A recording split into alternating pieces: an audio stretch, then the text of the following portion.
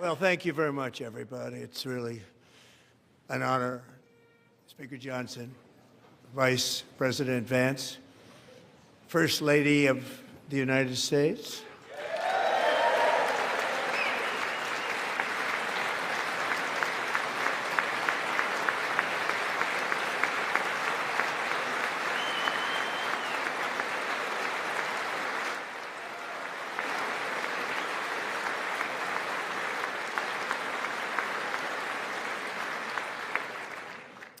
Second Lady of the United States.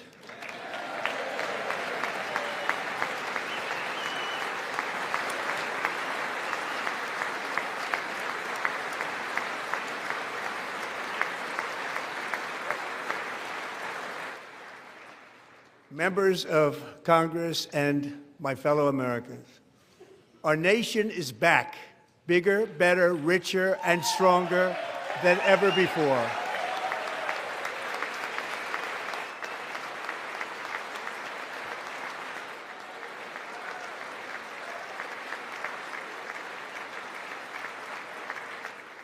Less than 5 months from now, our country will celebrate an epic milestone in American history, the 250th anniversary of our glorious American independence. This July 4th, we will mark 2.5 centuries of liberty and triumph, progress and freedom in the most incredible and exceptional nation ever to exist on the face of the earth. And you've seen nothing yet. We're going to do better and better and better. This is the golden age of America.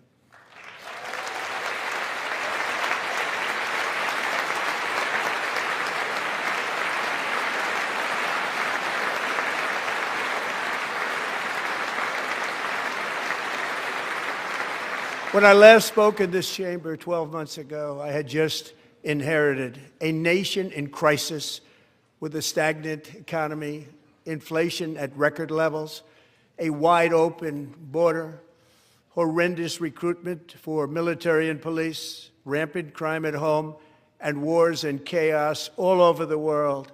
But tonight, after just 1 year, I can say with dignity and pride that we have achieved a transformation like no one has ever seen before, and a turnaround for the ages. It is indeed a turnaround for the ages.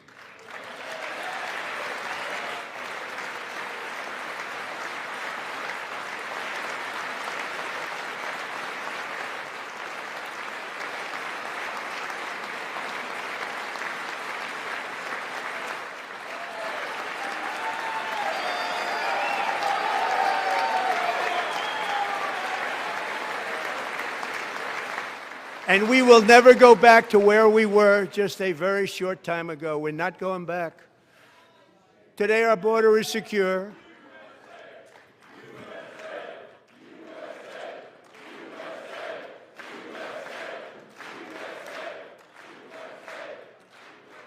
Thank you. Today, our border is secure. Our spirit is restored. Inflation is plummeting. Incomes are rising fast. The roaring economy is roaring like never before, and our enemies are scared, our military and police are stacked, and America is respected again, perhaps like never before.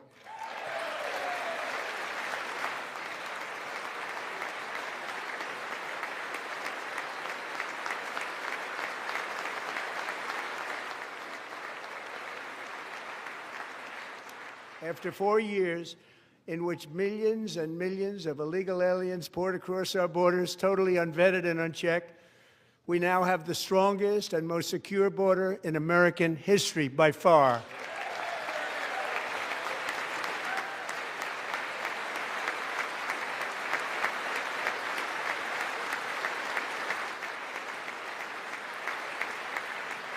In the past 9 months, 0 illegal aliens have been admitted to the United States.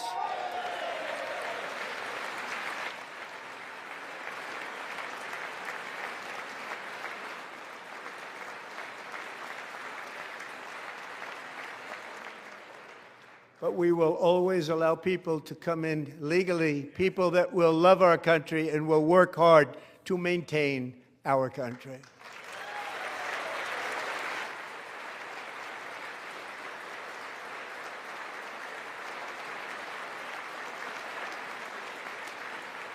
The flow of deadly fentanyl across our border is down by a record 56% in 1 year.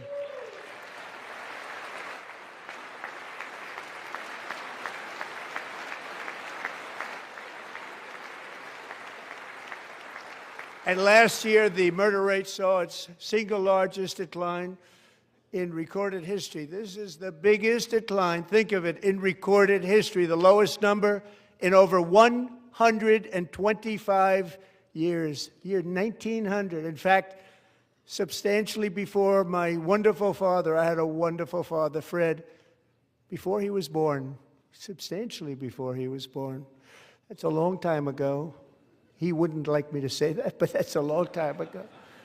The Biden administration and its allies in Congress gave us the worst inflation in the history of our country.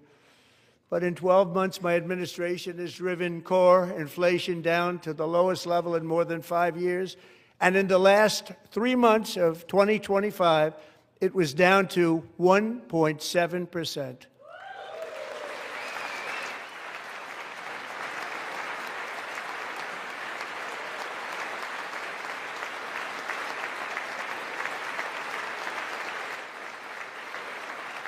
Gasoline, which reached a peak of over $6 a gallon in some states under my predecessor, it was quite honestly a disaster, is now below $2.30 a gallon in most states, and in some places, $1.99 a gallon. And when I visited the great state of Iowa just a few weeks ago, I even saw $1.85 a gallon for gasoline.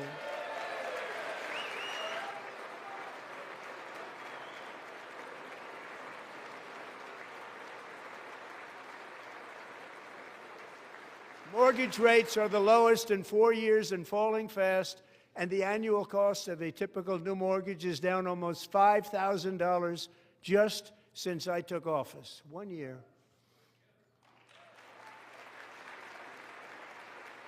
And low interest rates will solve the Biden-created housing problem while at the same time protecting the values of those people who already own a house that really feel rich for the first time in their lives. We want to protect those values. We want to keep those values up. We're going to do both.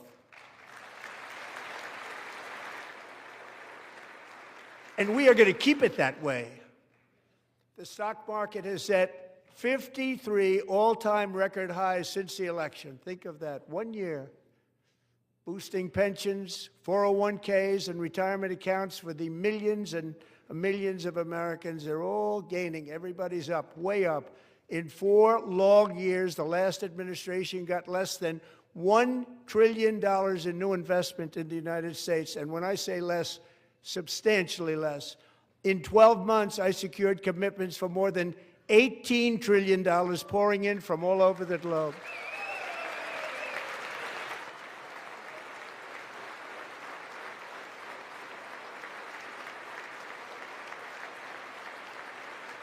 Think of it, much less than $1 trillion for 4 years versus much more than $18 trillion for 1 year. What a difference a president makes. A short time ago, we were a dead country. Now we are the hottest country anywhere in the world, the hottest.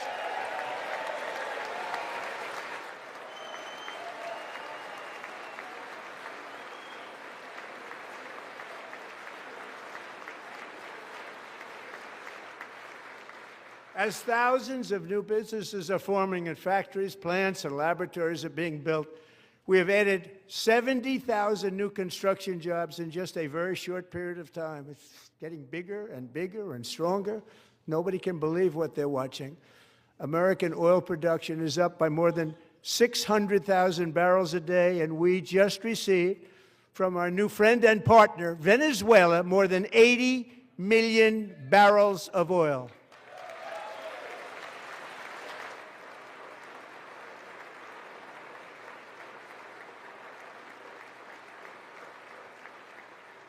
American natural gas production is at an all-time high because I kept my promise to drill, baby, drill.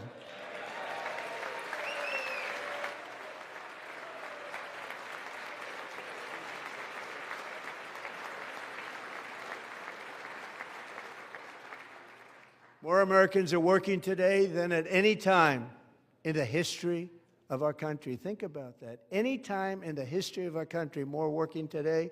And 100% of all jobs created under my administration have been in the private sector.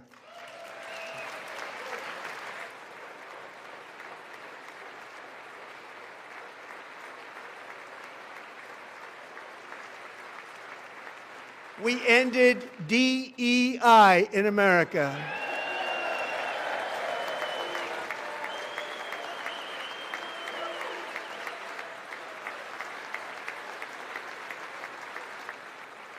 We cut a record number of job-killing regulations, and in 1 year we have lifted 2.4 million Americans, a record, off of food stamps.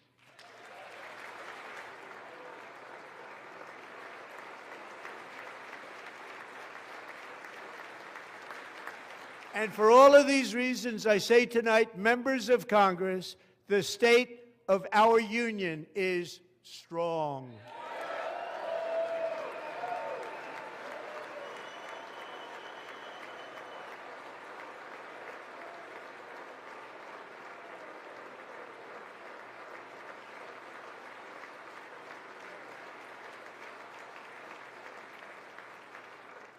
Our country is winning again. In fact, we're winning so much that we really don't know what to do about it.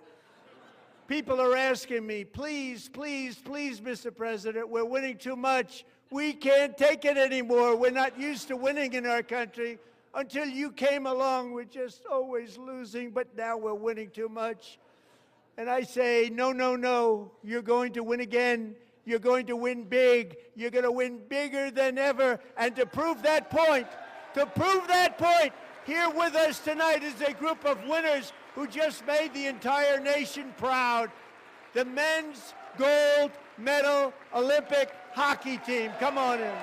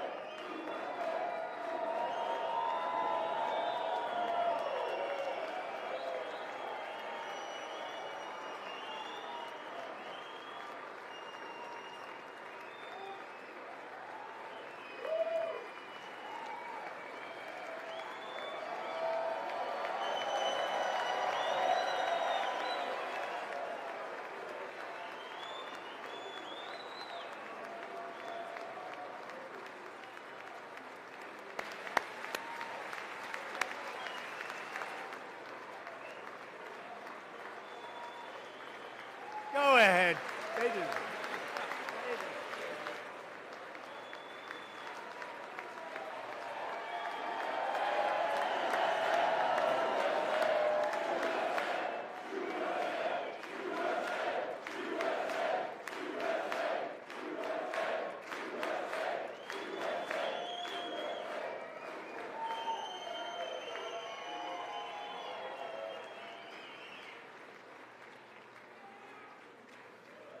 That's the first time I've ever seen them get up. And actually, not all of them did get up. But they beat a fantastic Canadian team in overtime, as everybody saw, as did the American women who will soon be coming to the White House.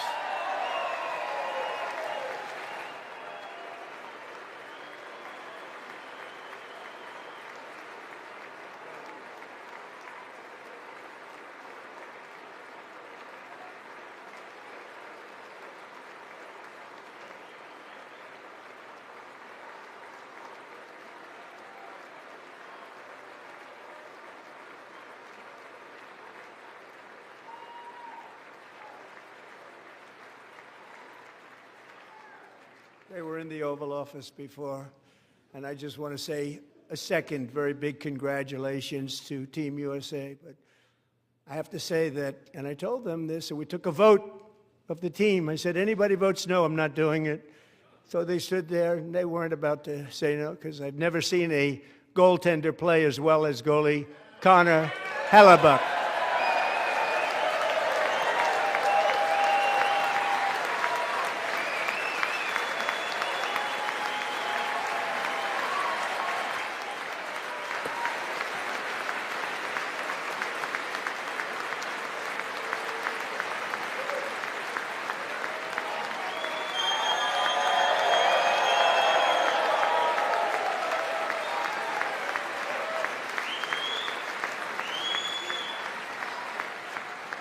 Think of it, 46 shots on goal, and I asked him, the one shot, the one where you put your stick in the back and it hit the neck of your stick and bounced off, do you practice that, or was that a little lucky?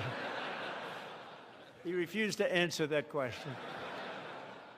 But I just want to tell you that the members of this great hockey squad will be very happy to hear, based on their vote and my vote, and in this case my vote was more important, that I will soon be presenting Connor with our highest civilian honor, which we will be given and which has been given to many athletes over the years. But when I say many, not too many, like 12, it's called the highest civilian honor in our country, the Presidential Medal of Freedom.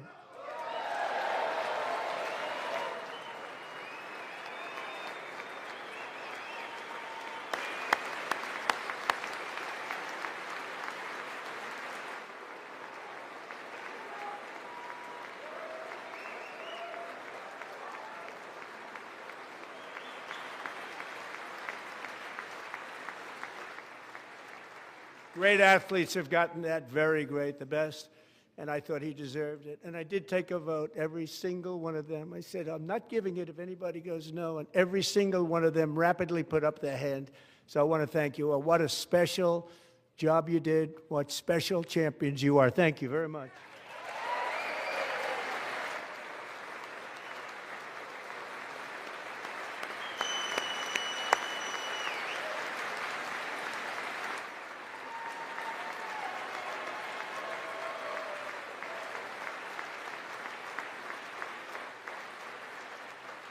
I'm also pleased to say that the next time the Olympic torch is lit, it will be here in America for the 2028 Olympics, and it's the summer version right in Los Angeles. We're going to do a good job in Los Angeles.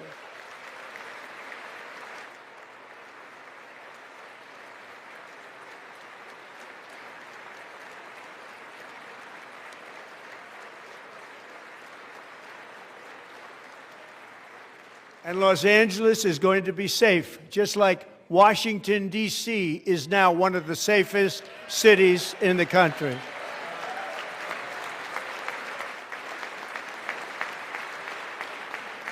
And this year, and I must say I got them both. I got them in my first term, and I was disappointed because I didn't think I'd be the president when this happened. But strange things took place.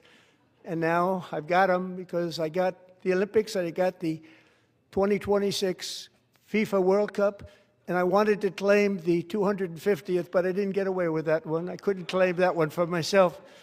But we're getting the World Cup, so we have the World Cup and the Olympics coming, and that is exciting news.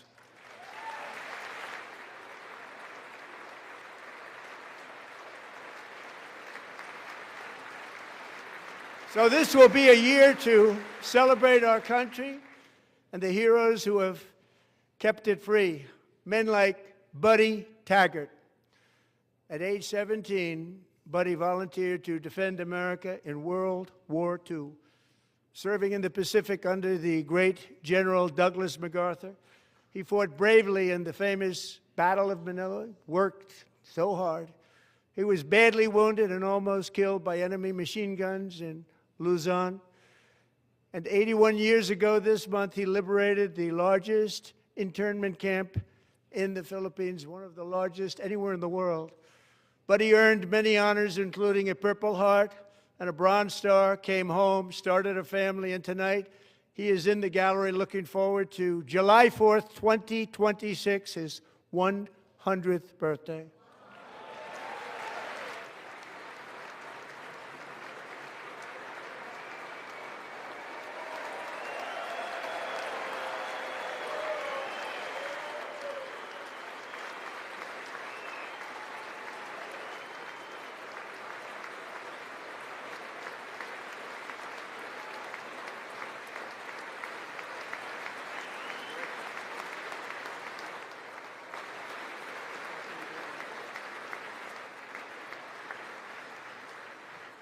So, buddy, you're a brave man, and we salute you.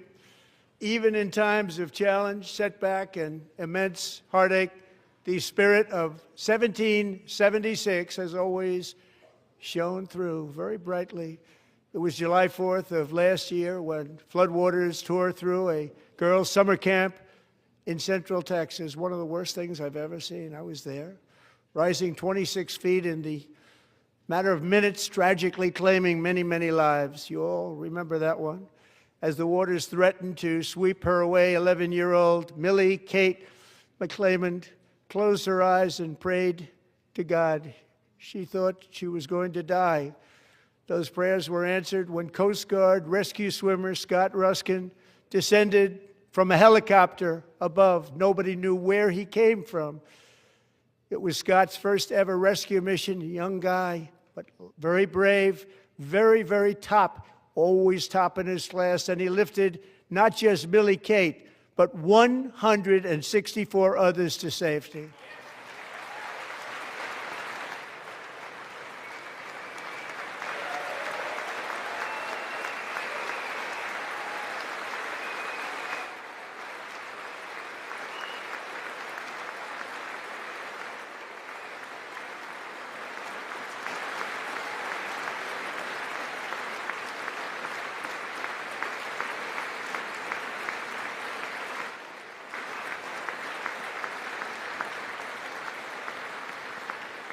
People watched Scott from a distance, and they couldn't believe what they were seeing. The winds were blowing, the rain was pouring, everything was going, and that rapid water, nobody's ever seen anything like it. They said, wow, that's something.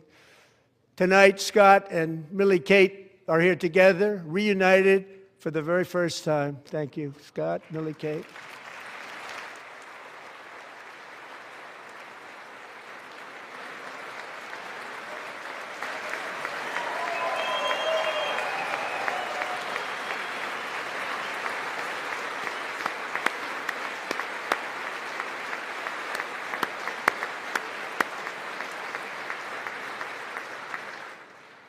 And Petty Officer Ruskin, I'm pleased to inform you that I am now awarding you the Legion of Merit for extraordinary heroism, which is what it was, extraordinary heroism. Thank you.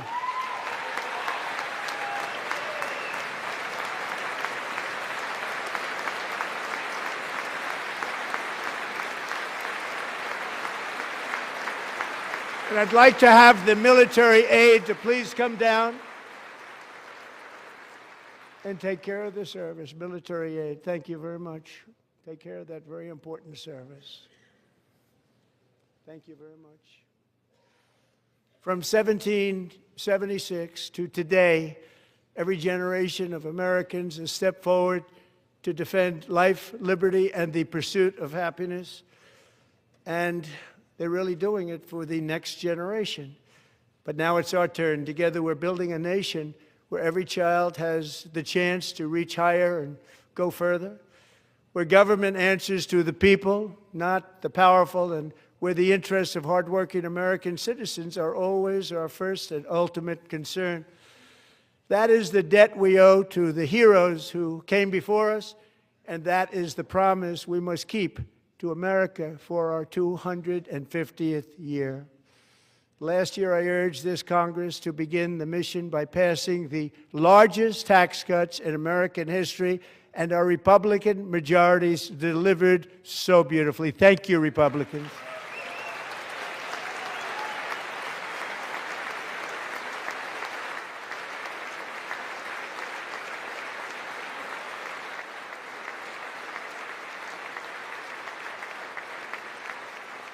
All Democrats, every single one of them, voted against these really important and very necessary, massive tax cuts.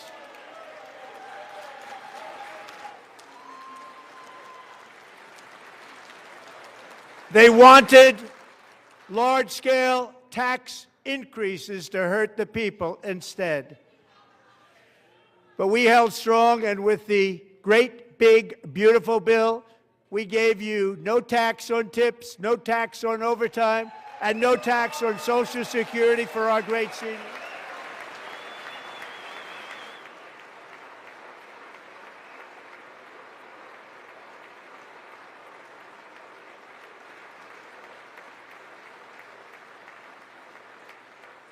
And we also made interest on auto loans tax deductible the first time, but only if the car is made in America.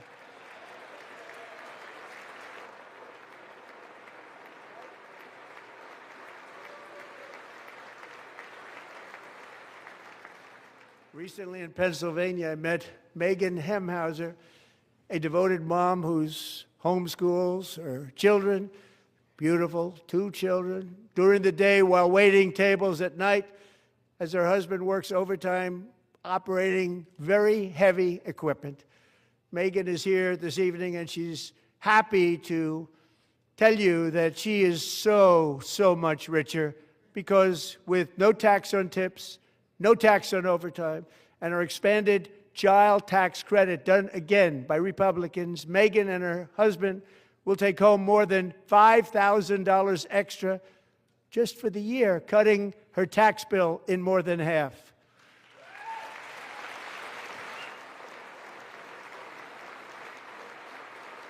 Megan, please stand up. We're fighting for you, Megan. Thank you, Megan. Thank you, Megan. We're fighting for you, Megan. Under our bill, parents like Megan can also activate their children's brand new Trump accounts. And I didn't name it. I did not name it. I did not name that.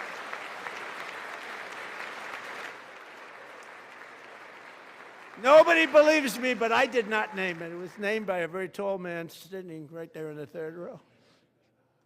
Nice man, a good man. Tax-free investment accounts for every American child. This is something that's so special and has taken off and gone through the roof. Millions will be pre-funded courtesy of the U.S. Treasury and private individuals like Michael and Susan Dell, who have donated $6.25 billion to fund the Trump accounts for 25 million American children. They're great people.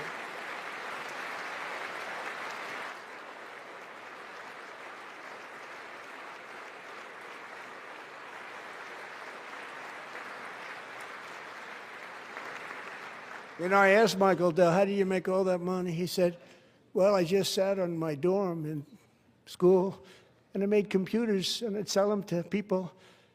And I just kept selling and selling and selling, and pretty amazing story. That's called the American dream. He sold a lot of computers, a lot of those laptops, so I congratulate him on that, but I really thank him and Susan, as well as others like Brad Gerstner, a very tremendous guy. He was behind it right from the beginning. Brad Gerstner. Thank you, Brad.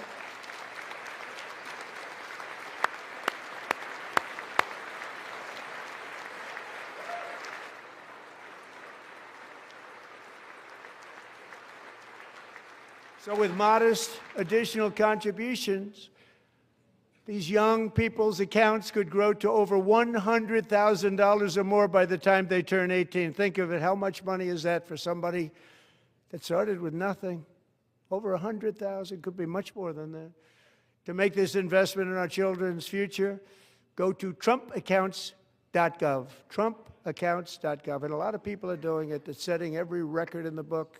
It's popular. They knew what it was going to take. I'm so proud of them. I'm so proud of the people that got it started. And now it's just taken off. One of the primary reasons for our country's stunning economic turnaround, the biggest in history, where the Dow Jones broke 50,000 4 years ahead of schedule, and the S&P hit 7,000, where it wasn't supposed to do it for many years, were tariffs. I used these tariffs, took in hundreds of billions of dollars to make great deals for our country, both economically and on a national security basis. Everything was working well. Countries that were ripping us off for decades are now paying us hundreds of billions of dollars. They were ripping us so badly, you all know that. Everybody knows it. Even the Democrats know it. They just don't want to say it. And yet these countries are now happy, and so are we. We made deals. The deals are all done. And they're happy. They're not making money like they used to, but we're making a lot of money. There was no inflation, tremendous growth, and the big story was how Donald Trump called the economy correctly and 22 Nobel Prize winners in economics didn't. They got it totally wrong. They got it really wrong. And then just 4 days ago, an unfortunate ruling from the United States Supreme Court. It just came down. It came down. Very unfortunate ruling. But the good news is that almost all countries and corporations want to keep the deal that they already made, right, Scott? Knowing that the legal power that I, as president, have to make a new deal could be far worse for them, and therefore they will continue to work along the same successful path that we had negotiated before the Supreme Court's unfortunate involvement. So despite the disappointing ruling, these powerful, country-saving, it's saving our country, the kind of money we're taking in, peace-protecting. Many of the wars I settled was because of the threat of tariffs. I wouldn't have been able to settle them without. Will remain in place under fully approved and tested alternative legal statutes. And they have been tested for a long time. They're a little more complex, but they're actually probably better, leading to a solution that will be even stronger than before. Congressional action will not be necessary. It's already time-tested and approved. And as time goes by, I believe the tariffs paid for by foreign countries will, like in the past, substantially replace the modern-day system of income tax, taking a great financial burden off the people that I love.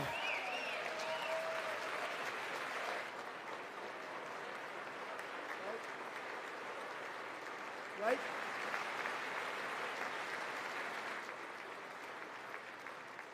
Moving forward, factories, jobs, investment, and trillions of dollars will continue pouring into the United States of America because we finally have a president who puts America first. I put America first. I love America.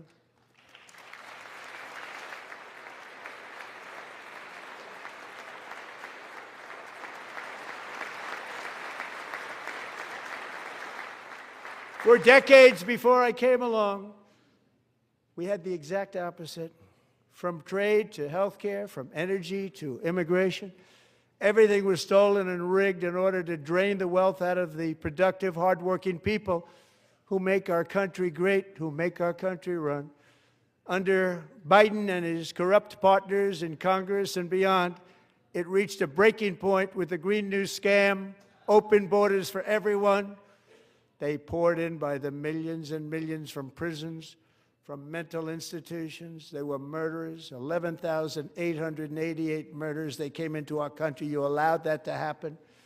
And record-setting inflation that cost the typical family $34,000 in just a speck of time. Now the same people in this chamber who voted for those disasters suddenly used the word affordability, a word. They just used it. Somebody gave it to them, knowing full well that they caused and created the increased prices that all of our citizens had to endure. You caused that problem. You caused that problem.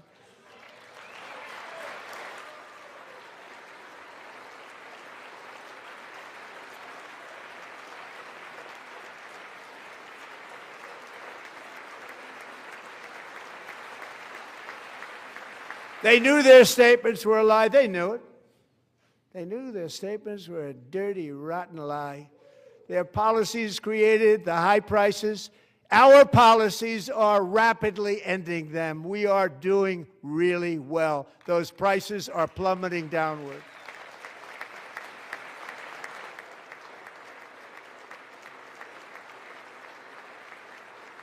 The price of eggs is down 60%, Madam Secretary. Thank you.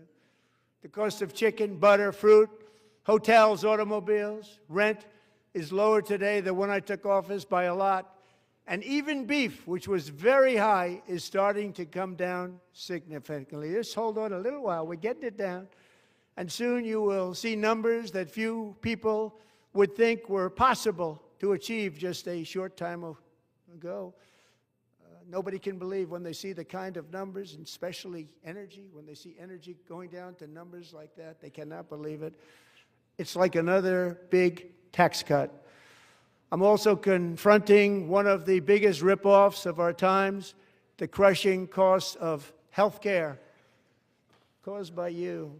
Since the passage of the Unaffordable Care Act, sometimes referred to as Obamacare, big insurance companies have gotten rich. It was meant for the insurance companies, not for the people. With our government giving them hundreds and hundreds of billions of dollars a year as their stock prices soared 1,000, 1,200, 1,400, and even 1,700%, like nothing else. That's why I introduced the great health care plan. I want to stop all payments to big insurance companies and instead give that money directly to the people so they can buy their own health care, which will be better health care at a much lower cost.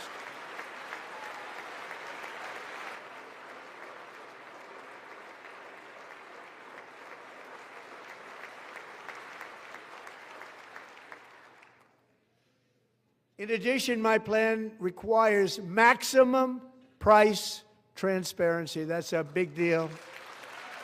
Sounds so simple, so big. And I did that in my first term, and the Democrats immediately terminated it with full knowledge that they were doing a very bad thing for the people. Costs were going to go way up, and that's what happened, and now I'm bringing them way down on health care and everything else. I'm also ending the wildly inflated cost of prescription drugs like has never happened before.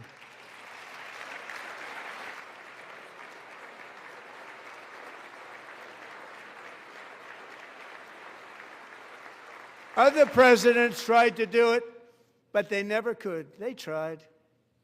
Most didn't try, actually. But they tried. They said they tried. They couldn't do it. They didn't even come close. They were all talk and no action, but I got it done. Under my just enacted most favored nation agreements, Americans who have for decades paid by far the highest prices of any nation anywhere in the world for prescription drugs will now pay the lowest price anywhere in the world for drugs. Anywhere, the lowest price.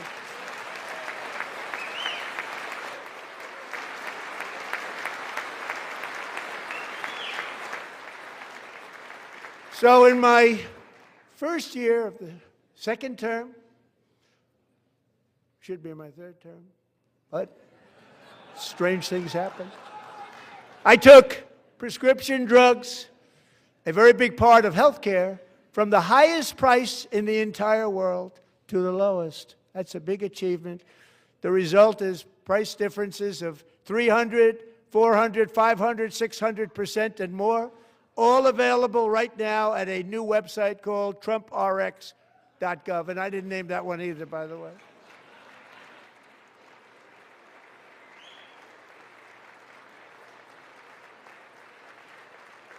And here tonight is the very first customer ever to get that big discount, and it is big, Catherine Rayner. For 5 years, she and her husband have struggled with infertility, and they turned to IVF. One drug has been costing Catherine $4,000 to purchase, but a few weeks ago, she logged onto the TrumpRx website and got that same drug that cost $4,000, got it for under $500. A reduction of much more, actually, than $3,500. Catherine, we are all praying for you, and you're going to be a great mom.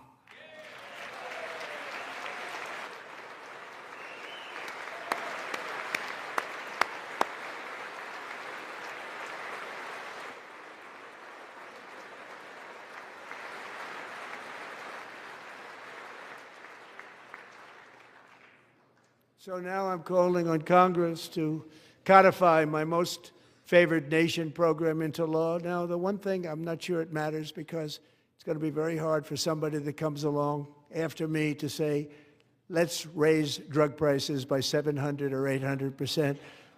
But John and Mike, if you don't mind, codify it anyway. They may do it. Codify it anyway. Thank you. Many Americans are also concerned that energy demand from AI data centers could unfairly drive up their electric utility bills. Tonight, I'm pleased to announce that I have negotiated the new rate Ratepayer Protection Pledge. You know what that is? We're telling the major tech companies that they have the obligation to provide for their own power needs. They can build their own power plants as part of their factory so that no one's prices will go up. And in many cases, prices of electricity will go down for the community, and very substantially down. This is a unique strategy never used in this country before. We have an old grid. It could never handle the kind of numbers, the amount of electricity that's needed. So I'm telling them they can build their own plant. They're going to produce their own electricity. It will ensure the company's ability to get electricity while at the same time lowering prices of electricity for you, and could be very substantial for all of you cities and towns. You're going to see some good things happen over the next number of years. Another pillar of the American dream that has been under attack is home ownership. With us tonight is Rachel Wiggins, a mom of two from Houston. She placed bids on 20 homes and lost all of those bids to gigantic investment firms that bypassed inspection, paid all cash, and turned those houses into rentals, stealing away her American dream. She was devastated. Stories like this are why last month I signed executive order to ban large Wall Street investment firms from buying up in the thousands single-family homes.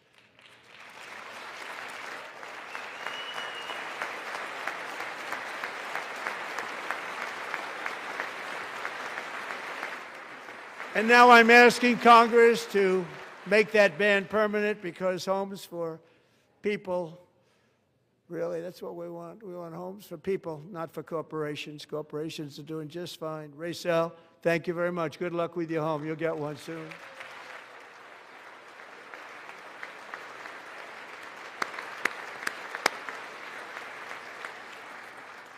We're also working to make it easier for Americans to save for retirement.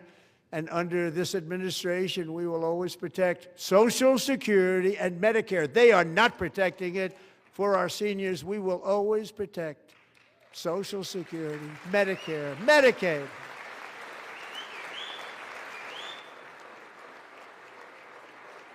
Since I took office, the typical 401k balance is up by at least $30,000. It's a lot of money. We have millions and millions of people, because the stock market has done so well, setting all those records. Your 401ks are way up. Yet half of all of working Americans still do not have access to a retirement plan with matching contributions from an employer. To remedy this gross disparity, I'm announcing that next year my administration will give these often forgotten American workers, great people, the people that built our country, access to the same type of retirement plan offered to every federal worker. We will match your contribution with up to $1,000 each year. As we ensure that all Americans can profit from a rising stock market, let's also ensure that members of Congress cannot corruptly profit from using insider information.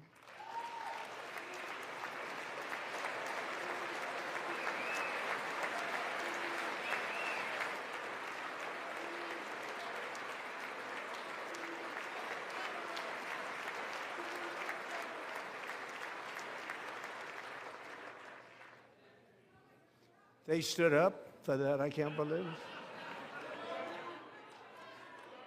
I can't believe it. Did Nancy Pelosi stand up if she's here? Doubt it.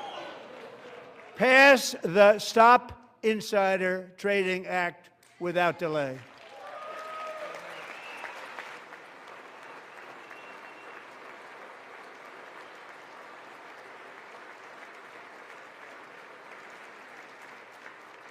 I wasn't sure if anybody even on this side was going to applaud for that. I'm very impressed. Thank you. I'm very impressed. But when it comes to the corruption that is plundering, it's plundering America. There's been no more stunning example than Minnesota, where members of the Somali community have pillaged an estimated $19 billion from the American taxpayer. Oh, we have all the information. And in actuality, the number is much higher than that. And California, Massachusetts, Maine, and many other states are even worse. This is the kind of corruption that shreds the fabric of a nation, and we are working on it like you wouldn't believe. So tonight, although started 4 months ago, I am officially announcing the war on fraud to be led by our great Vice President J.D. Vance.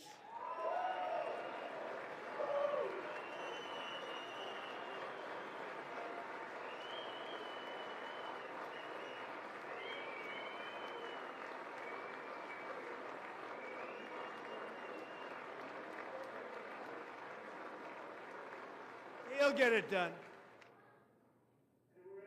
Find enough of that fraud, we will actually have a balanced budget overnight. It'll go very quickly. That's the kind of money you're talking about. We'll balance our budget. The Somali pirates who ransacked Minnesota remind us that there are large parts of the world where corruption and lawlessness are the norm, not the exception. Importing these cultures through unrestricted immigration and open borders brings those problems right here to the USA, and it is the American people who pay the price in higher medical bills, car insurance rates, rent, taxes, and perhaps most importantly, crime.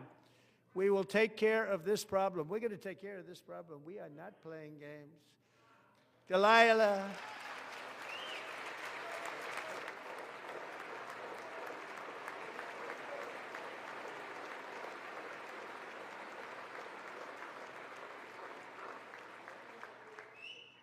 Delilah Coleman was only 5 years old in June 2024 when a 18-wheel tractor trailer plowed into her stopped car traveling at 60 miles an hour or more. The driver was an illegal alien let in by Joe Biden and given a commercial driver's license by open borders politicians in California. Doctors said Delilah would never be able to walk or talk, have a good life. She wouldn't even be able to eat again. But against all odds, she is now in the first grade learning to walk. And she's here this evening with her dad, Marcus, a fantastic man. Delilah, please, you are a great inspiration. Please stand up.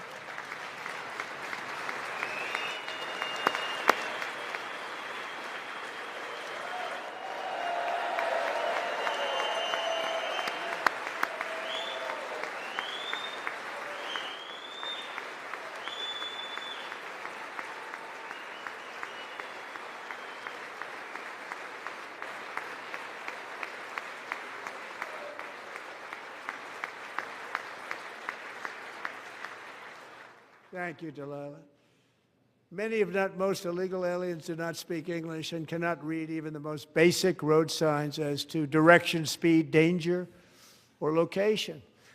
That's why tonight I'm calling on Congress to pass what we will call the Delilah Law, barring any state from granting commercial driver's licenses to illegal aliens.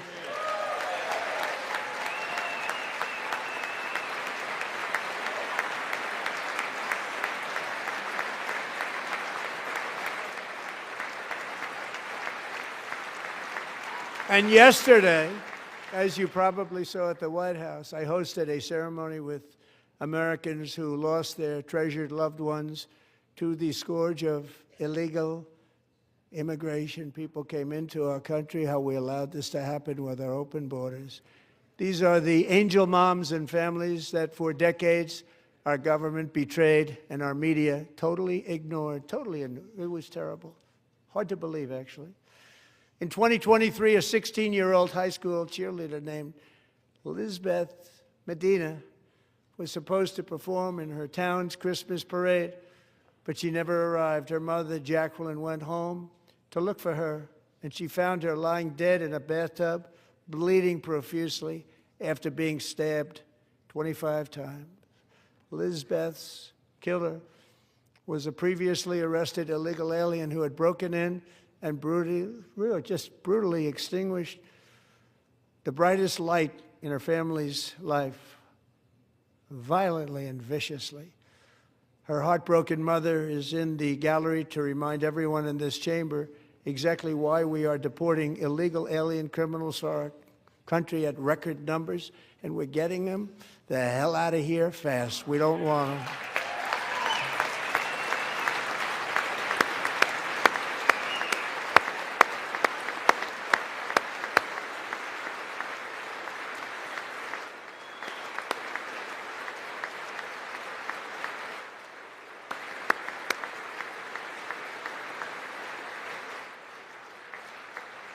Thank you very much, Jacqueline. Thank you. We can never forget that many in this room not only allowed the border invasion to happen before I got involved, but indeed they would do it all over again if they ever had the chance. If they ever got elected, they would open up those borders to some of the worst criminals anywhere in the world. The only thing standing between Americans and a wide open border right now is President Donald J. Trump and our great Republican patriots in Congress. Thank you. Thank you.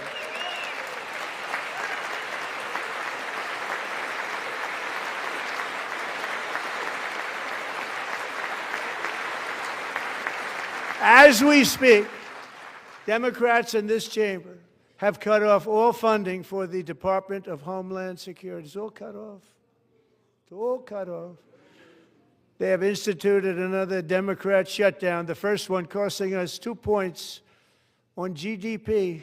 2 points we lost on GDP, which probably made them quite happy, actually.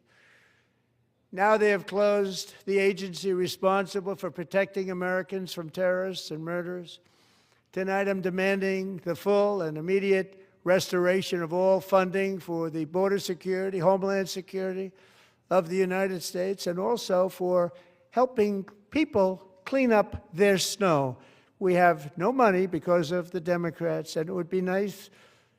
We'd love to give you a hand at cleaning it up, but you gave no money. Nobody's getting paid. It's a shame. So you have to think about it. We have, in case you didn't know, a pretty large snowstorm out there. One of the great things about the State of the Union is how it gives Americans the chance to see clearly what their representatives really believe. So tonight I'm inviting every legislator to join with my administration in reaffirming a fundamental principle. If you agree with this statement, then stand up and show your support. The first duty of the American government is to protect American citizens, not illegal aliens.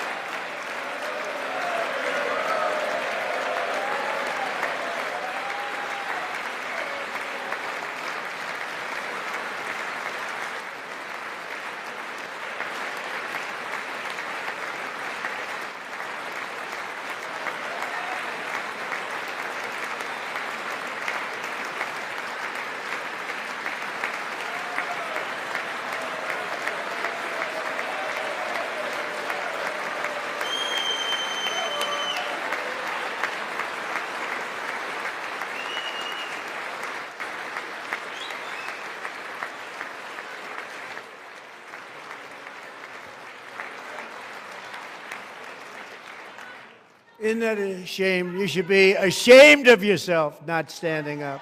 You should be ashamed of yourself. That is why I'm also asking you to end deadly sanctuary cities that protect the criminals and enact serious penalties for public officials who block the removal of criminal aliens. In many cases, drug lords, murderers all over our country, they're blocking the removal of these people out of our country, and you should be ashamed of yourself.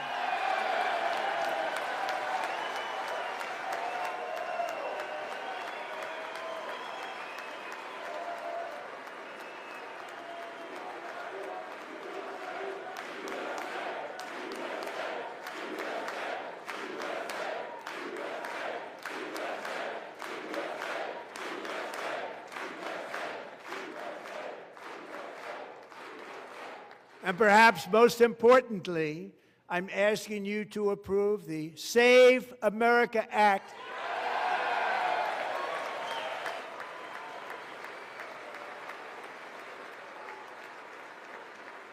To stop illegal aliens and others who are unpermitted persons from voting in our sacred American elections. That cheating is rampant in our elections. It's rampant.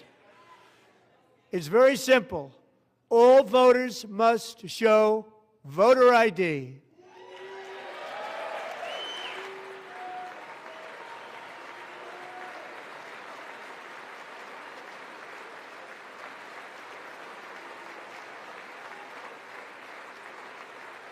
All voters must show proof of citizenship in order to vote.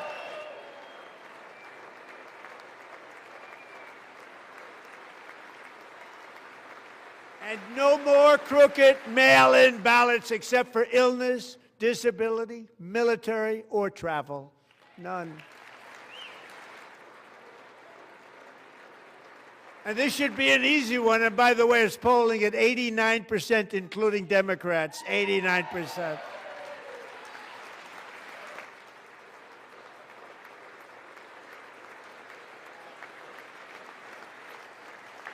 And even the new communist mayor of New York City, I think he's a nice guy, actually. Speak to him a lot. Bad policy, but nice guy. Just said they want people to shovel snow. They got hit hard. Wants them to shovel snow, but if you apply for that job, you need to show 2 original forms of ID and a Social Security card. Yet they don't want identification for the greatest privilege of them all, voting in America. No, it's no good. No good. Both Republicans and Democrats overwhelmingly agree on the policy that we just enunciated. And Congress should unite and enact this common sense, country-saving legislation right now, and it should be before anything else happens.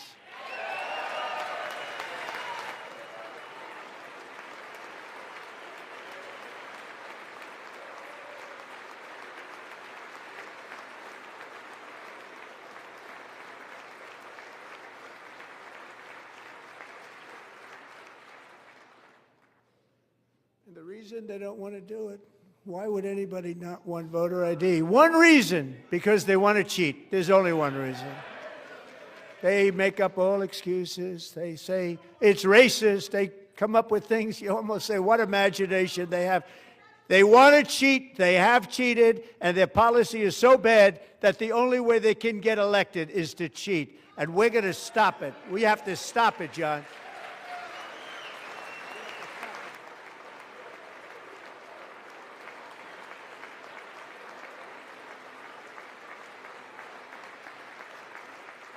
And here is one more opportunity to show common sense in government. In the gallery tonight are Sage Blair and her mother, Michelle. In 2021, Sage was 14 when school officials in Virginia sought to socially transition her to a new gender, treating her as a boy and hiding it from her parents. Hard to believe, isn't it? Before long, a confused Sage ran away from home after she was found in a horrific situation in Maryland. A left-wing judge refused to return Sage to her parents because they did not immediately state that their daughter was their son. Sage was thrown into an all-boys state home and suffered terribly for a long time. But today, all of that is behind them because Sage is a proud and wonderful young woman with a full-ride scholarship to Liberty University. Sage and Michelle, please stand up.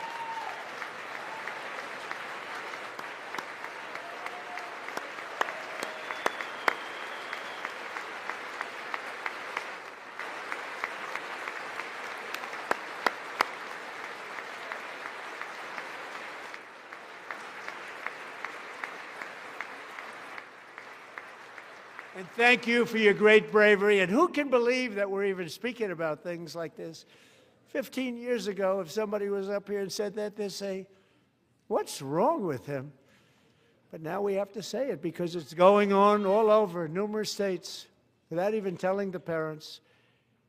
But surely we can all agree no state can be allowed to rip children from their parents' arms and transition them to a new gender against the parents' will. Who would believe that we're even talking about this? We must ban it, and we must ban it immediately.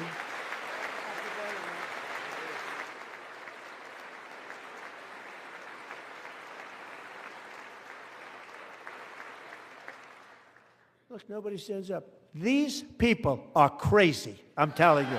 They're crazy.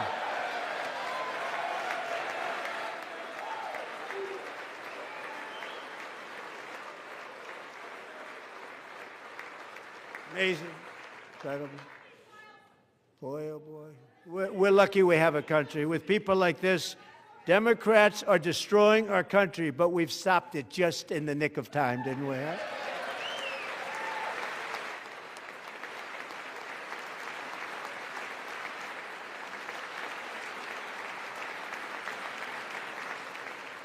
No one cares more about protecting America's youth than our wonderful First Lady, now a movie star. She's a movie star. Can you believe it? Who would have believed that? Over the past year, she has had an incredible impact championing AI legislation, advancing a landmark executive order on foster care, and helping secure $30 million to launch the Melania Trump Foster Youth to Independence Initiative. It's a tremendous, really a tremendous thing that happened and had a lot of bipartisan support.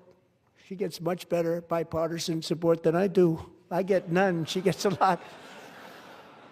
Someday you're going to have to tell me how you did that. And students and educators in every state have joined the First Lady's efforts in the presidential AI challenge, keeping America's next generation positioned to succeed and strongly succeed in the future. Tonight, we welcome two young people whose lives reflect the First Lady's impact, Sierra Burns and Everest Nevermont. Thank you both, and Melania, thank you. I know how hard you worked on it. Thank you very much.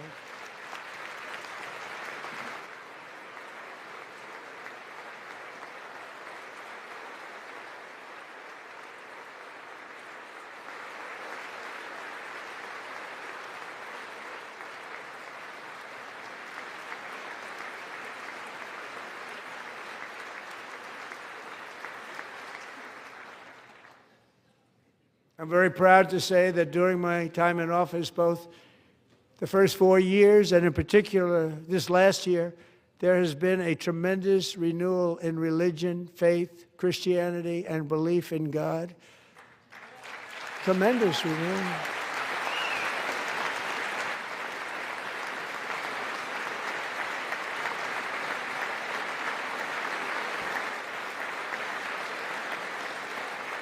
This is especially true among young people, and a big part of that had to do with my great friend, Charlie Kirk, a great guy, great man.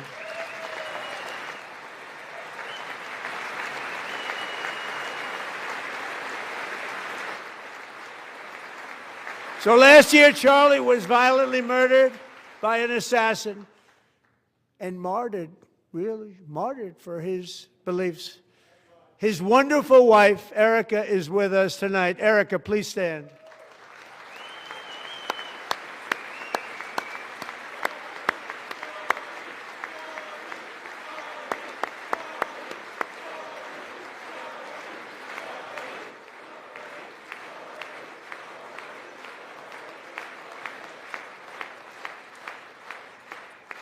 Thank you, Erica. Been through a lot. In Charlie's memory, we must all come together to reaffirm that America is one nation under God, and we must totally reject political violence of any kind.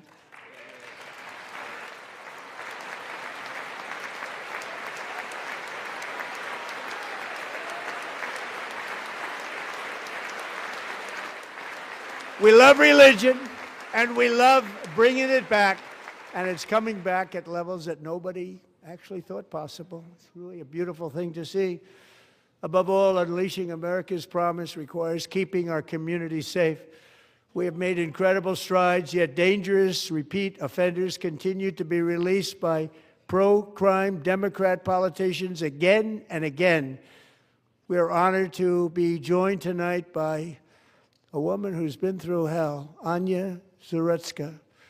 In 2022, she and her beautiful daughter, so beautiful, what a beautiful young woman, Irina, fled war-torn Ukraine to live with relatives near Charlotte, North Carolina. And by the way, what's going on with Charlotte? Last summer, 23-year-old Irina was riding home on the train when a deranged monster who had been arrested over a dozen times and was released through no cash bail stood up and viciously slashed a knife through her neck and body. No one will ever forget. There were people on that train.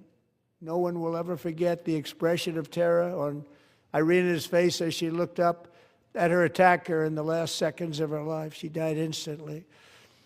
She had escaped a brutal war only to be slain by a hardened criminal, set free to kill in America, came in through open borders. Mrs. Zarutska, tonight I promise you we will ensure justice for your magnificent daughter, Irina.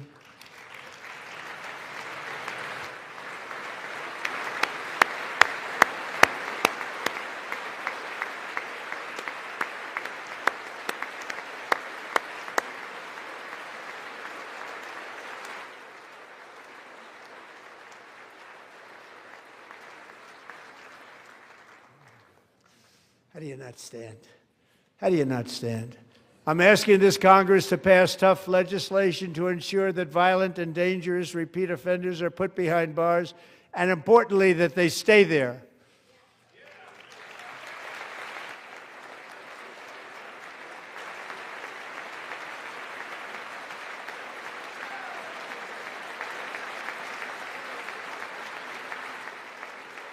Starting last summer, I deployed our National Guard and federal law enforcement to restore law and order to our most dangerous cities, including Memphis, Tennessee, big success, New Orleans, Louisiana, big success, and our nation's capital itself, Washington, D.C., where we have almost no crime anymore in Washington, D.C. How did that happen?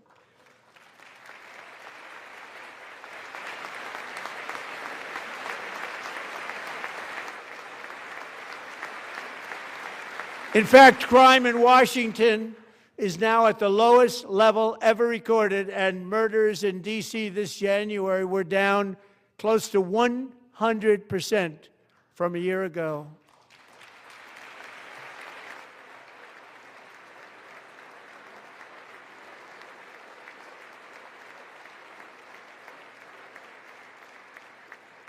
They don't like to hear that. One of sick people, one of the brave service members who helped achieve this stunning turnaround was 20-year-old West Virginia Army National Guard Specialist Sarah Beckstrom. After a 4-month deployment, she voluntarily extended her service, and her rank was going to be lifted. She was doing so well. They were so proud of her.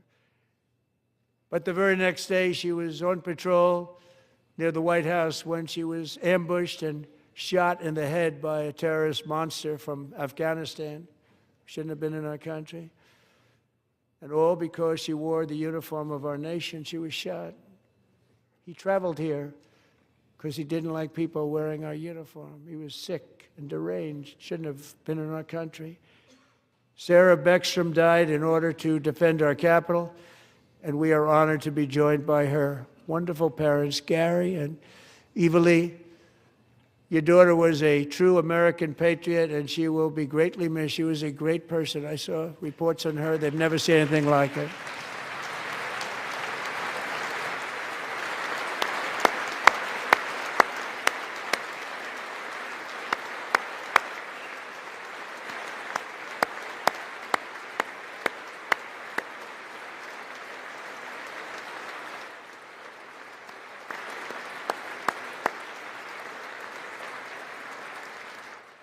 So sorry. Thank you very much.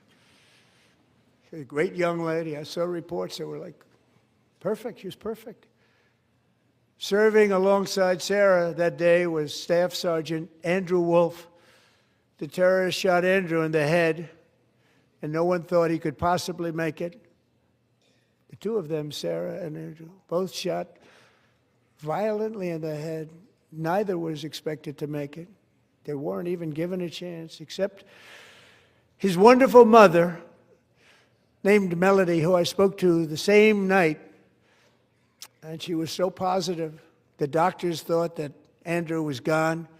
But his mother said, no, Mr. President, Andrew will be fine. He's going to make it. I've never seen anything like it. I mean, he was given almost no chance. She said, I have no doubt, sir, he's going to be okay. This was a conversation that I had with her that night, with her son laying helplessly in bed, blood all over. Everybody is praying, she said, sir, he will be okay. The doctors didn't understand what she was saying. And after looking at the results of the damage done, neither did I. She was so strong and conclusive that even Andrew's great father felt she didn't really understand the gravity of the situation.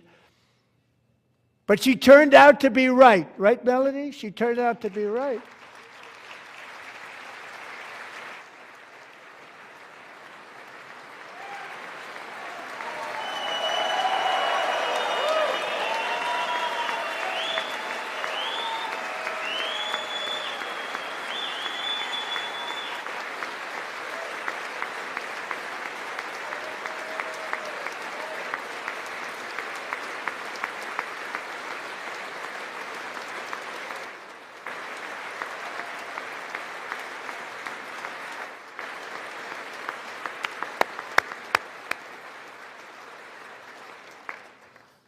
Amazing, actually. I said, where does this woman come from? She's the most positive person I've ever met. With God's help, Andrew has battled back from the edge of death, and we're talking about the edge of death, on his way to a miraculous recovery. He's got a little work to do, but he's doing great. Nice to see you. He's a good-looking guy. Nice to see you. Thanks, Andrew. Thank you very much.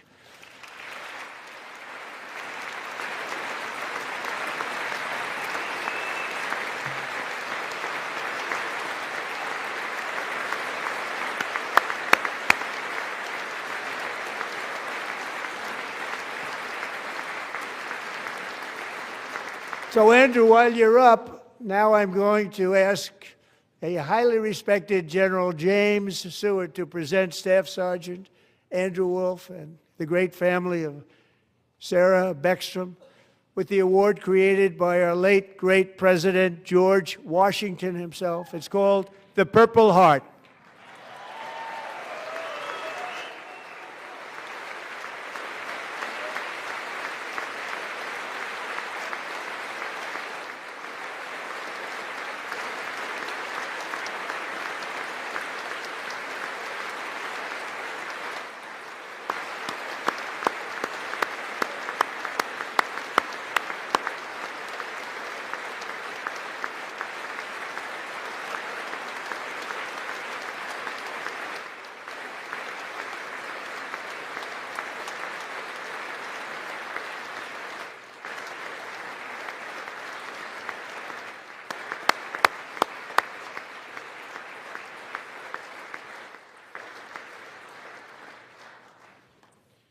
We love you all.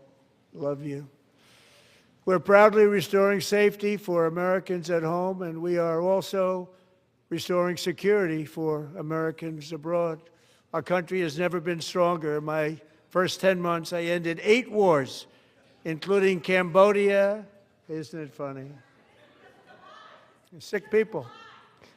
Cambodia and Thailand, Pakistan and India. Would have been a nuclear war. 35 million people, said the Prime Minister of Pakistan, would have died if it were not for my involvement. Kosovo and Serbia, Israel and Iran, Egypt and Ethiopia, Armenia and Azerbaijan, the Congo and Rwanda, and of course the war in Gaza, which proceeds at a very low level. It's just about there. And I want to thank Steve Witkoff and Jared Kushner for your help. Thank you, Steve. Thank you, Jared.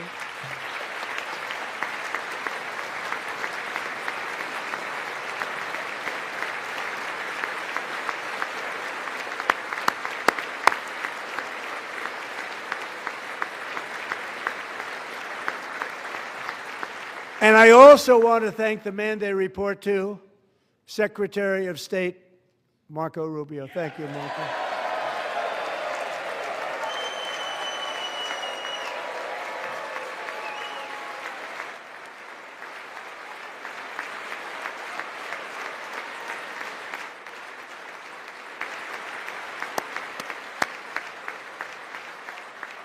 People like you. You know, Marco got 100% of the votes when he was in confirmation. I think our next one was about 54%. And some of the Democrats are now saying, I can't believe we approved that guy. And he said it's an honor that they feel that way, right, Marco? You have done a great job, great Secretary of State. I think he'll go down as the best ever.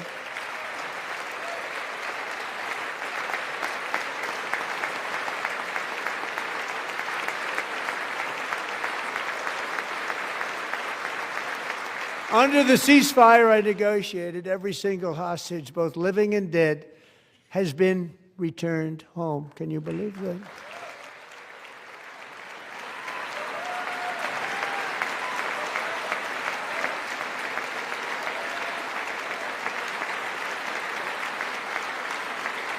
Nobody thought it was possible. Nobody thought that was possible. Both living and dead. And those parents who had a dead son, their boy, they'd always tell me their boy, they wanted him as much as though he were living. That was an amazing period of time. And they came back, and when we got all of the living hostages back, and many, many before them, but I always said those last 20 are going to be very tough, but we got many, many more, hundreds. But I said those last 20 are going to be tough. We got them back. But we only got back 14 or 15 of the dead, of the 28. And believe it or not, Hamas worked along with Israel, and they dug and they dug and they dug. It's a tough thing to do, going through bodies all over, passing up 100 bodies sometimes for each one that they found. Tough job. And they finally got it back to 27. And then Steve and Jared, they got it back to 28. They found all 28. Nobody thought that was possible, but we did it. And I remember the family of the 28th. They were so grieved, but they were so happy as it's possible to be. They had their boy back. The mother said, "Sir, we have our boy back." What a period of time that was, but we got them all back. So thank you both very much. Great job.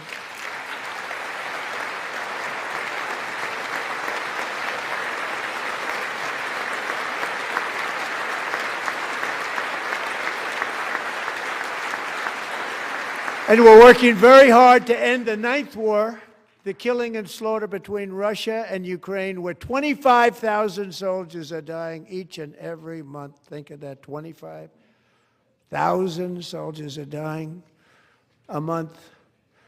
A war which would have never happened if I were president, would have never happened. As president, I will make peace wherever I can, but I will never hesitate to confront threats to America wherever we must. That's why in a breakthrough operation last June, the United States military obliterated Iran's nuclear weapons program with an attack on Iranian soil known as Operation Midnight Hammer.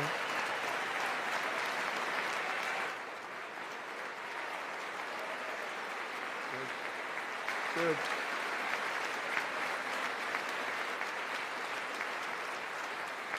For decades, it had been the policy of the United States never to allow Iran to obtain a nuclear weapon. Many decades.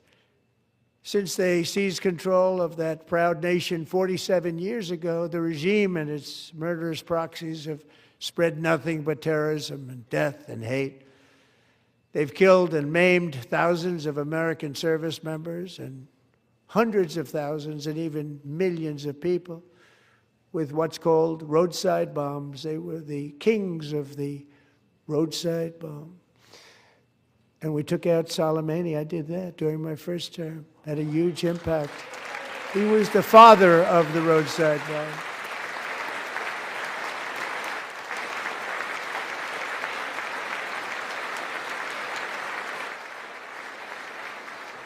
And just over the last couple of months with the protests, they've killed at least, it looks like, 32,000 protests. 32,000 protesters in their own country. They shot them and hung them. We stopped them from hanging a lot of them with the threat of serious violence. But this is some terrible people. They've already developed missiles that can threaten Europe and our bases overseas, and they're working to build missiles that will soon reach the United States of America. After Midnight Hammer, they were warned to make no future attempts to rebuild their weapons program, and in particular, nuclear weapons. Yet they continue. They're starting it all over. We wiped it out, and they want to start all over again, and are at this moment again pursuing their sinister ambitions. We are in negotiations with them. They want to make a deal, but we haven't heard those secret words. We will never have a nuclear weapon. My preference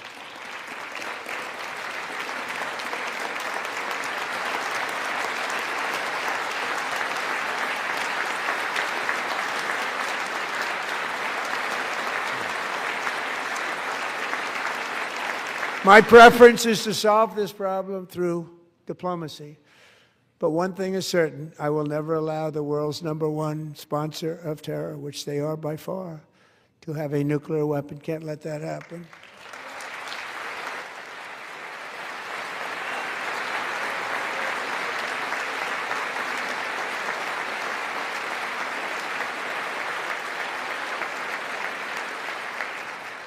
And no nation should ever doubt America's resolve. We have the most powerful military on earth. I rebuilt the military in my first term. We're going to continue to do so. Also, we just approved a $1 trillion budget. We have no choice. We have to be strong, because hopefully we will seldom have to use this great power that we built together. It's really called Peace Through Strength, and it's been very, very effective.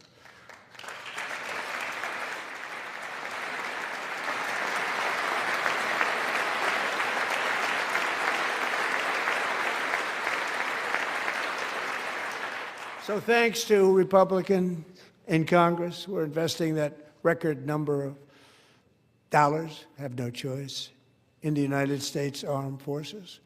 Also creating a lot of jobs, but we're not even doing it for that reason. Because as I said, we have more jobs, more people working today than ever before in the history of our country. And NATO countries are friends and allies. They are. They're our friends and they're our allies, have just agreed at my very strong request to pay 5% of GDP for military defense rather than the 2%, which they weren't paying. We were paying for almost all of NATO. Now they're paying 5 as opposed to not paying 2.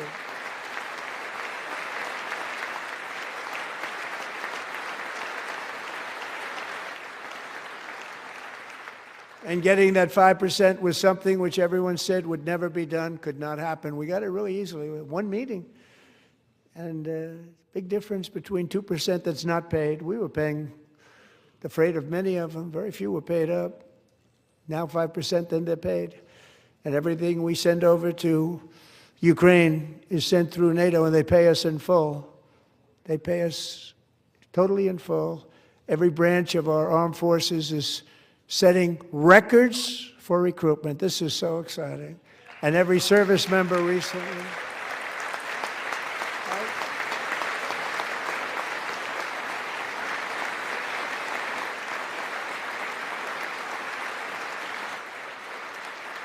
And every service member recently received a warrior dividend of $1,776.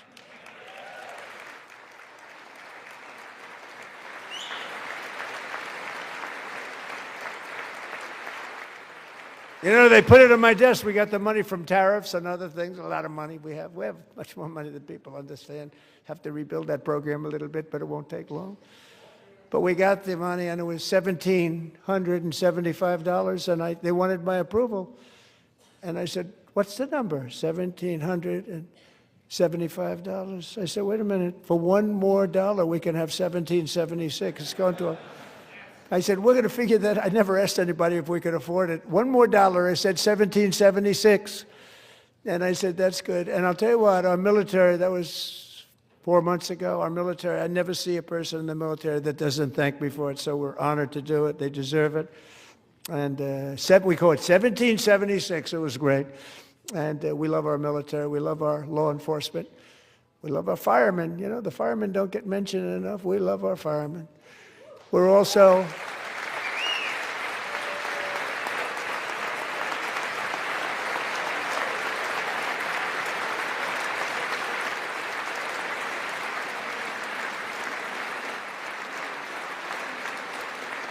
restoring American security and dominance in the Western Hemisphere, acting to secure our national interests and defend our country from violence, drugs, terrorism, and foreign interference. For years, large swaths of territory in our region, including large parts of Mexico, really large parts of Mexico, have been controlled by murderous drug cartels.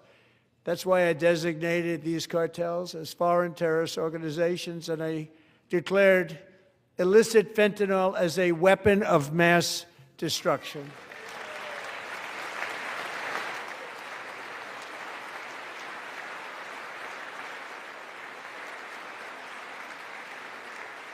And with our new military campaign, we have stopped record amounts of drugs coming into our country and virtually stopped it completely coming in by water or sea. You probably noticed that.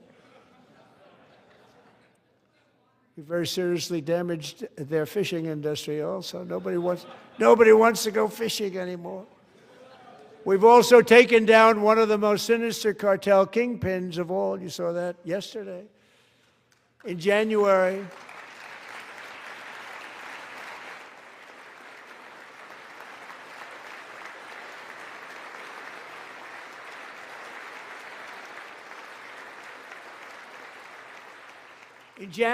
elite American warriors carried out one of the most complex, spectacular feats of military competence and power in world history. No one's seen anything like it. Foreign leaders, I won't tell you who, called me and they said, very impressive, very good. They couldn't believe, they all watched. They saw what happened. This is a different fighting force that we had years ago when we fought to tie. You know, it's a great fighting force. I'm so proud of it. Look at Space Force. Space Force is my baby, because we did that. My baby is becoming so important.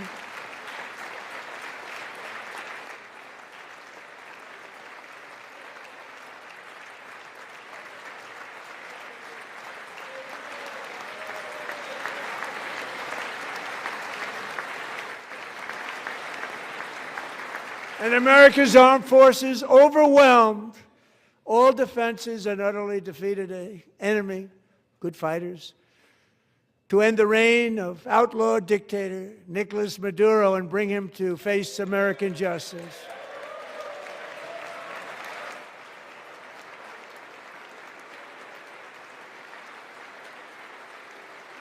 And this was an absolutely colossal victory for the security of the United States, and it also opens up a bright new beginning for the people of Venezuela. We're working closely with the new president of Venezuela, Delcy Rodriguez, to unleash extraordinary economic gains for both of our countries and to bring new hope to those who have suffered so terribly. They really did suffer. With us tonight is Alejandro Gonzalez. She grew up in a tight-knit Venezuelan family and was especially close to her beloved uncle Enrique. But after Enrique ran for office and opposed Maduro, he was kidnapped by Maduro's security forces and thrown into the regime's really infamous prison in Caracas. Alejandro feared she would never see her uncle again. She feared for her own life also. But since the raid, we have worked with the new leadership, and they have ordered the closure of that vile prison and released hundreds of political prisoners already, with more to come. Alejandra, I'm pleased to inform you that not only has your uncle been released, but he is here tonight. We brought him over to celebrate his freedom with you in person. Enrique, please come down.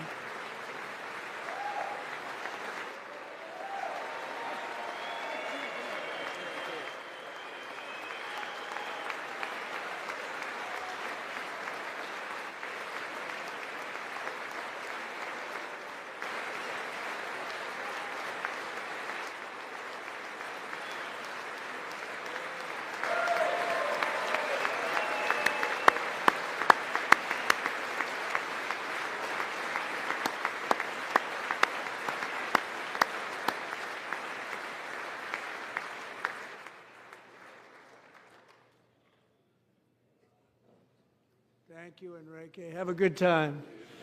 Nice to have you back, Enrique. There were many heroes on that January raid to capture Maduro, really great heroes. It was very dangerous. They knew we were coming. They were all set. But the deeds of one warrior that night will live forever in the eternal chronicles of military valor. Chief Warrant Officer 5, Eric Slover, planned the mission and was the flight lead in the cockpit of the first helicopter, a big, beautiful, powerful helicopter. It was a massive Chinook carrying, as you can imagine, many, many American warfighters. Wearing the dog tags, his wife Amy had blessed with holy water before he left. She knew it was going to be a rough one. Eric steered the Chinook under the cover of night and descended swiftly upon Maduro's heavily protected military fortress. This was a major military installation, protected by thousands of soldiers and guarded by Russian and Chinese military technology. How did that work out? Not too good? While preparing to land, enemy machine guns fired from every angle, and Eric was hit very badly in the leg and hip, one bullet after another. He absorbed 4 agonizing shots, shredding his leg into numerous pieces. And yet, despite the fact that the use of his legs was vital to successful helicopter flight, legs are the most important part of flying a helicopter, to deliver the many commandos who would capture and detain Maduro was the only thing Eric was thinking about. Then, even as he was gushing blood, which was flowing back down the aisle, helicopter lands at a steep angle. The machine gun stood right in front of him. They were right in front of him, 2 machine gunners who escaped the wrath of the previous planes. Eric maneuvered his helicopter with all of those lives and souls to face the enemy and let his gunners eliminate the threat. Turned the helicopter around so the gunners could take care of business, saving the lives of his fellow warriors from what could have been a catastrophic crash deep in enemy territory. Only after safely landing the helicopter with all the warriors aboard in the exact right spot, which was vital to the mission. We probably would have had to maybe cancel the mission if that didn't happen. Eric told his co-pilot, also wounded, but not as gravely, to take over. I'm about ready to pass out. The success of the entire mission and the lives of his fellow warriors hinge on Eric's ability to take the searing pain. It was unbelievable what's happened to his legs of the bullets and keep on flying and landing, and people knew what was happening. Everybody in the back of the helicopter knew because they saw the blood pouring down the aisle. Chief Warrant Officer Slover is still recovering from his serious wounds, but I'm thrilled to say that he is here tonight with his wife, Amy. Eric and Amy, come on in.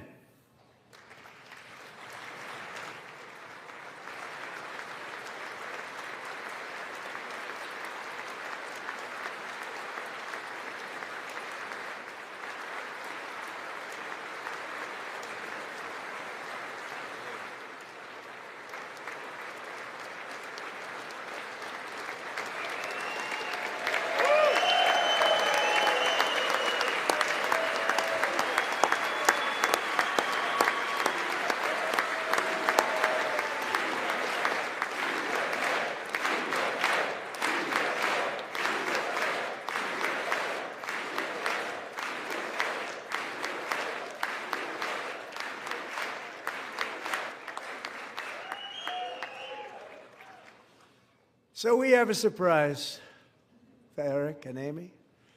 In recognition of Eric's actions above and beyond the call of duty, I would now like to ask General Jonathan Braga to present Chief Warrant Officer Slover with our nation's highest military award, the Congressional Medal of Honor.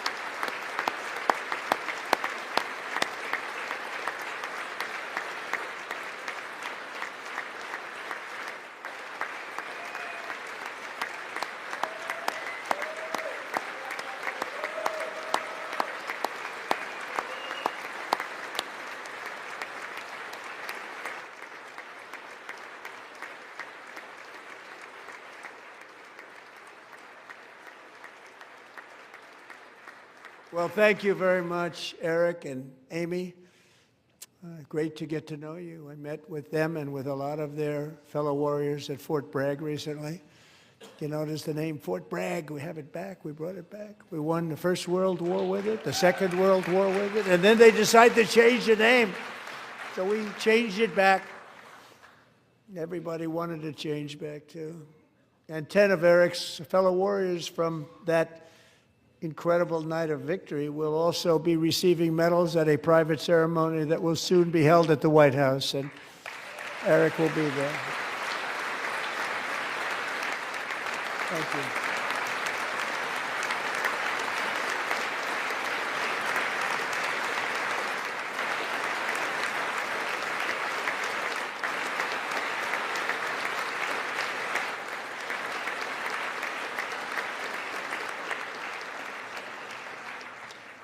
Thank you, Eric. That's a big one. Tonight we've celebrated many truly extraordinary American patriots, but there is one last living legend to honor before we go. He is one more heroic American aviator. Navy fighter pilot Royce Williams served in World War II, Korea, Vietnam, flying more than 220 missions. In the skies over Korea in 1952, Royce was in the dogfight of a lifetime, legendary dogfight. Flying through blizzard conditions, his squadron was ambushed by 7 Soviet fighter planes. It was his first aerial combat of the war, and despite being massively outnumbered and outgunned, Royce led the takedown of 4 enemy jets and almost destroyed the others, vanquishing his adversaries while taking 263 bullets to his own plane and being seriously hurt. His story was secret for over 50 years. He didn't even want to tell his wife, but the legend grew and grew. But tonight, at 100 years old, this brave Navy captain is finally getting the recognition he deserves. He was a legend long before this evening. Royce, please stand up, and I will ask the First Lady of the United States to present Captain Royce Williams with his Congressional Medal of Honor.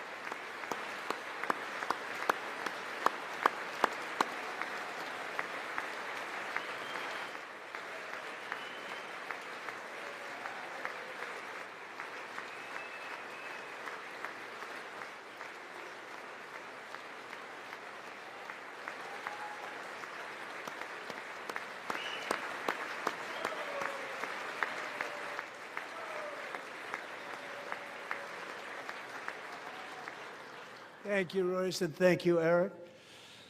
I've always wanted the Congressional Medal of Honor, but I was informed I'm not allowed to give it to myself, and I wouldn't know why I'd be taking it, but if they ever open up that law, I will be there with you someday. But you know, that's our highest honor, Congressional Medal of Honor, and that's a big thing, and it's an honor to be in the same room with you. Thank you both very much, Eric. Thank you.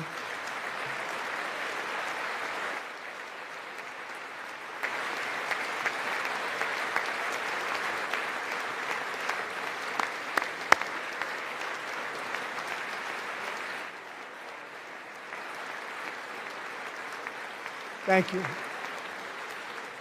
250 years is a long time in the life of a nation, but in another sense, it's really a mere moment in the eye of history. Two of the gentlemen we met in the gallery this evening took their first breaths 1 century ago, 100 years before that, on July 4th, 1826, the author of the Declaration of Independence, brilliant, Thomas Jefferson, drew his last breath. Just a single long human lifespan separates the giants who declared and won our independence from the heroes who stand among us tonight. Everything our nation has done, everything we have achieved, has been the work of those few great lifetimes. In those brief chapters, Americans built this nation from 13 humble colonies into the pinnacle of human civilization and human freedom, the strongest, wealthiest, most powerful, most successful nation in all of history. Americans ventured out across the daunting and dangerous continent. We carved paths through an unforgiving wilderness, settled a boundless frontier, and tamed the beautiful but very, very dangerous Wild West. From empty marshes and wide open plains, we raised up the world's greatest cities. Together, we mastered the world's mightiest industries and shattered history's monstrous tyrannies. And we liberated millions from the chains of fascism, communism, oppression, and terror. Americans lifted humanity into the skies on the wings of aluminum and steel.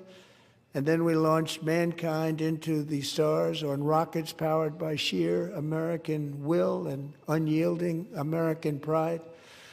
We wired the globe with our ingenuity. We captivated the planet with American culture. And now we are pioneering the next great American breakthroughs that will change the entire world. All of this and so much more is the enduring legacy, unmatched glory of the hardworking patriots who built and defended this country and who still carry the hopes and freedoms on all of humanity's backs. For years they were forgotten, betrayed, and cast aside. But that great betrayal is over, and they will never be forgotten again. Because when the world needs courage, daring, vision, and inspiration, it is still turning to America. And when God needs a nation to work his miracles, he knows exactly who to ask. There is no challenge Americans cannot overcome, no frontier too vast for us to conquer, no dream too bold for us to chase, no horizon too distant for us to claim. For our destiny is written by the hand of providence, and these first 250 years were just the beginning. From the rugged border towns of Texas to the heartland villages of Michigan, from the sun-kissed shores of Florida to the endless fields of the Dakotas, and from the historic streets of Philadelphia to right here in our nation's capital, Washington, D.C., the golden age of America is upon us. The revolution that began in 1776 has not ended. It still continues because the flame of liberty and independence still burns in the heart of every American patriot. And our future will be bigger, better, brighter, bolder, and more glorious than ever before. Thank you, God bless you, and God bless America.